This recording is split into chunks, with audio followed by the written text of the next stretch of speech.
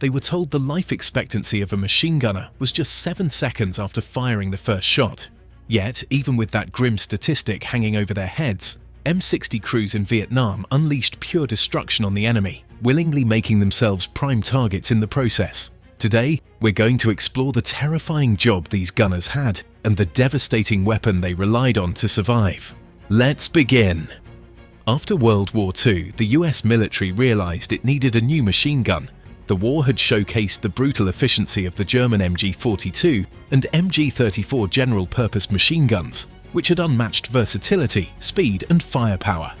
Inspired by these weapons, the US set out to create its own version that could perform a similar role in modern combat scenarios. That's how the M60 was born.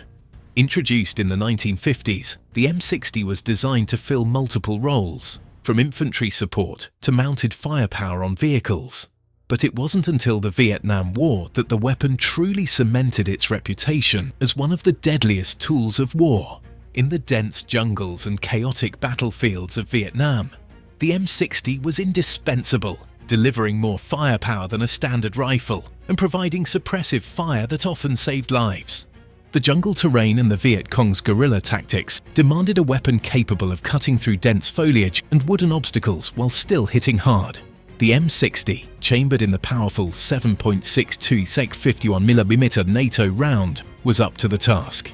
Its rounds had significantly more stopping power than the standard issue M16's 5.56 rounds, giving squads a weapon that could punch through nearly anything in its path. One of the M60's primary roles was providing suppressive fire, keeping enemy forces pinned down while the rest of the squad maneuvered or retreated. Gunners were typically positioned on the flanks of a patrol or at the front during ambushes, ensuring their field of fire could cover the widest area possible. However, this positioning came with immense risks. Once the M60 opened up, it became an immediate magnet for enemy fire, including snipers and rocket-propelled grenades. The battlefield often lit up with gunfire aimed directly at the machine gunner's position. To survive, M60 gunners had to be constantly on the move, relocating after firing short bursts to avoid being zeroed in on by enemy forces. This shoot and scoot tactic was critical, as staying in one spot for too long meant certain death. The immense power of the M60 came with a cost, not just in terms of risk, but also in sheer physical burden. Weighing in at around 23 pounds unloaded, the M60 quickly earned the nickname the Pig from the soldiers who carried it. But that weight was just the beginning. With a rate of fire between 500 and 650 rounds per minute, the weapon burned through ammunition at a staggering rate. A 100-round belt could be emptied in just 11 seconds of continuous fire, making it both a blessing and a curse on the battlefield. Carrying enough ammunition to keep the M60 fed was a monumental task. The gunner usually carried 200 rounds, while the assistant gunner carried an extra barrel and a couple of 100-round belts. The third member of the team, often nicknamed the Mule, was tasked with carrying even more ammo, boxes filled with additional belts, which were anything but light. Every soldier in the squad usually contributed to the effort, carrying a 100-round belt around their neck alongside their personal gear. These belts weren't just heavy, they were cumbersome, adding around 6 pounds per belt to an already punishing load. Altogether, an M60 crew typically carried between 1,200 and 4,000 rounds into the field, with the mantra being the more, the better. Despite the complaints about its weight, no one grumbled when the extra ammo kept them alive during an ambush or firefight. Fierce engagements could burn through supplies quickly, and running out of ammunition in the middle of a battle was every gunner's worst nightmare. The M60's design made it a versatile weapon, capable of being fired from multiple platforms. While infantry patrols relied on the weapon's portability, the gun was also mounted on jeeps, tanks, and helicopters. Mounted M60s often featured linked belts of 200 or 300 rounds for sustained fire, or in some cases, a massive 750-round belt fed from a metal can originally designed for miniguns. Helicopters, particularly the iconic Hueys, relied heavily on door-mounted M60s to provide covering fire during troop insertions and evacuations. Tracer rounds were an essential part of this process, helping gunners track their shots and allowing pilots to gauge the position of friendly forces. US forces used red tracers, while the Viet Cong and North Vietnamese army typically fired green tracers, creating a nightmarish visual spectacle during nighttime battles. On the ground, the gunner's job was as mentally demanding as it was physically grueling. M60 teams were trained to respond quickly to ambushes, laying down suppressive fire while the rest of the squad regrouped or counterattacked. A typical team consisted of the gunner, 2 riflemen carrying extra ammo, and a non-commissioned officer to direct their fire. The M60 wasn't without its flaws.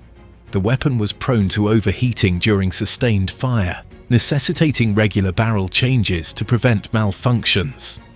The assistant gunner was tasked with this job, using a glove to replace the glowing red-hot barrel with a fresh one.